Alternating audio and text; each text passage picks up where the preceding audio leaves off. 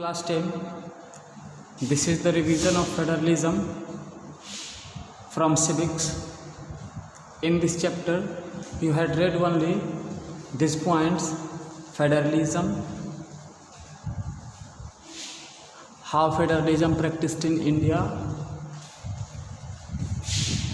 How federalism practiced in India, power divided in India, and last, decentralization in India. Only 4 points had you read in this chapter. So let's revise it. First, what means federalism? Federalism, it is a system of government in which power is divided between central authority and various constituent units of the country. एक ऐसा system जहाँ पे government के power को central authority और country के छोटे छोटे यूनिट में डिवाइड कर दी जाए, उस सिस्टम को कहा जाता है फेडरलिज्म। तो ये जो फेडरलिज्म है, इस फेडरलिज्म के अंदर गवर्नमेंट का लेवल 2 ही तरह का ज़्यादातर होता है, सेंट्रल और स्टेट गवर्नमेंट। सेंट्रल को फेडरल गवर्नमेंट भी कहा जाता है, यूनियन गवर्नमेंट भी कहा जाता है जो पूरे कंट्री के लिए जिम्मेवार होता है। स्टेट को प्रोविंशियल गवर्नमेंट कहा जाता है जो सिर्फ एक स्टेट के लिए जिम्मेदार होता है। उसके बाद यहाँ पे दिए थे कि फेडरल गवर्नमेंट जो है वो यूनिटरी गवर्नमेंट से डिफरेंट है। डिफरेंट का हम कारण बताए थे कि जो यूनिटरी गवर्नमेंट होता है वहाँ पे एक ही लेवल होता है गवर्नमेंट का, और जो भी छोटी छोटी पार्टियाँ होती है या पार्ट होता है गवर्नमेंट का, वो सब इसी पे डिपेंडेंट होता है, सिंगल पे। जबकि फेडरल का तो आप देख ही रहे हैं। फिर उसके बाद हमने फेडरल गवर्नमेंट के कुछ फीचर्स को बताया था। टोटल फेडरलिज्म के 7 की फीचर्स थे जो पीछे रिवीजन क्लिप में पीछे फर्स्ट क्लिप में एक्सप्लेन की गई थी। तो ये की फीचर्स क्या थे, हम एक बार रिपीट कर दे रहे हैं। फेडरलिज्म में 2 लेवल होता है गवर्नमेंट का। दूसरा, दोनों गवर्नमेंट लेवल जो गवर्नमेंट का होता है एक ही सिटीजन पे शासन करता है। तीसरा, दोनों गवर्नमेंट का जो एरिया होता है, ज्यूरिसडिक्शन होता है, वो कॉन्स्टिट्यूशन में एक्सप्लेन किया होता है। चौथा, कॉन्स्टिट्यूशन में परिवर्तन करना होता है तो सिंगल लेवल से परिवर्तन नहीं होगा बल्कि दोनों की सहमति चाहिए। चौथा, दोनों के बीच में मतभेद हो लेवल में तो सिर्फ सुप्रीम कोर्ट ही डिसीजन ले सकती है। छठा, इनकम का जो साधन होता है रेवेन्यू का, दोनों का पहले से ही क्लासिफाइड होता है। और सातवां, ये कंट्री के यूनिटी को प्रमोट करती है और सेफगार्ड प्रोवाइड करती है। तो ये जो फेडरलिज्म है, यह फेडरलिज्म किसी कंट्री में 2 ही आधार पर बनता है, और बनने का कारण होता है उसका हिस्ट्री, मतलब पास्ट में जैसी सरकारें थी उसी के आधार पर प्रेजेंट में सरकारें बनी। तो मेन रूप से 2 ही तरह का फॉर्म बनता है, कमिंग टुगेदर फेडरेशन और होल्डिंग टुगेदर फेडरेशन।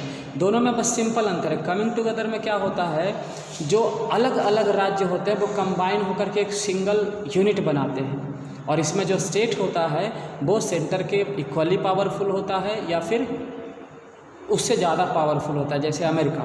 जबकि होल्डिंग टुगेदर में क्या है, एक बड़ा यूनिट होता है जिसको अलग अलग छोटे यूनिट में तोड़ा जाता है, और जो स्टेट होता है लेवल का उसका सेंटर से पावर कम होता है, जैसा कि इंडिया। उसके बाद हमने देखा कि इंडिया के अंदर फेडरलिज्म, इंडिया एक फेडरल कंट्री है या नहीं, या इंडिया के अंदर गवर्नमेंट के लेवल में पावर कैसे बांटा गया, वो यहाँ पे 3 लिस्ट के द्वारा दिखाया गया: यूनियन लिस्ट, स्टेट लिस्ट और तीसरा कंकरेंट लिस्ट। इन तीनों लिस्ट में हमने बताया था क्या कि यूनियन लिस्ट में डिफेंस आ जाता है, आर्मी आ जाता है, फॉरेन मैटर आ जाता है, स्टेट लिस्ट में पुलिस था और भी कुछ सब्जेक्ट थे। उसी तरह से कंकरेंट में हम बताए थे ऐसा सब्जेक्ट जो कॉमन हो, जैसे मैरिज हो गया, फॉरेस्ट हो गया, वो आ जाएगा कॉमन में। तो इन 3 लिस्ट के थ्रू दोनों का सब्जेक्ट और पावर बांट दिया गया है।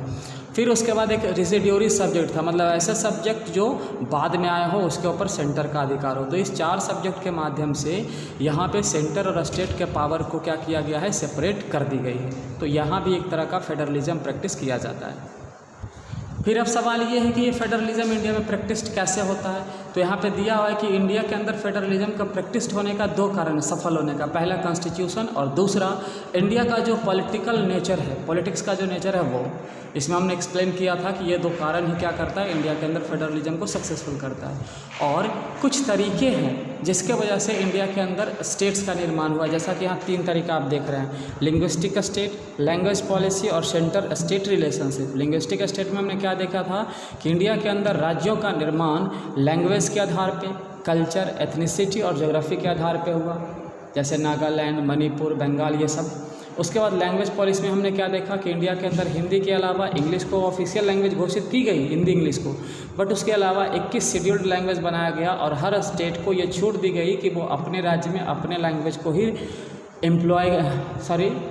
अपने राज्य में अपने लैंग्वेज को ही लागू करे, बट हिंदी और इंग्लिश को ऑफिशियली के रूप में लेके चले। सेंटर स्टेट रिलेशन में देखे क्या कि पहले जो सेंटर में होता था रूलिंग पार्टी वो मनमाना करता था और स्टेट को इंडिपेंडेंट नहीं रहने देता था।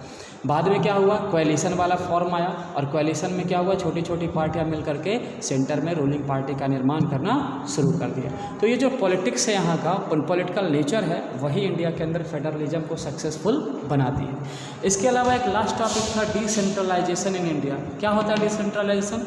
जब सेंटर के पावर को, सेंटर और स्टेट गवर्नमेंट के पावर को उनसे ले करके लोकल गवर्नमेंट को दे दी जाती है, तो यहाँ पावर को तोड़ा जा रहा है, डिसेंट्रलाइज किया जा रहा है, इसी को कहते हैं डिसेंट्रलाइजेशन।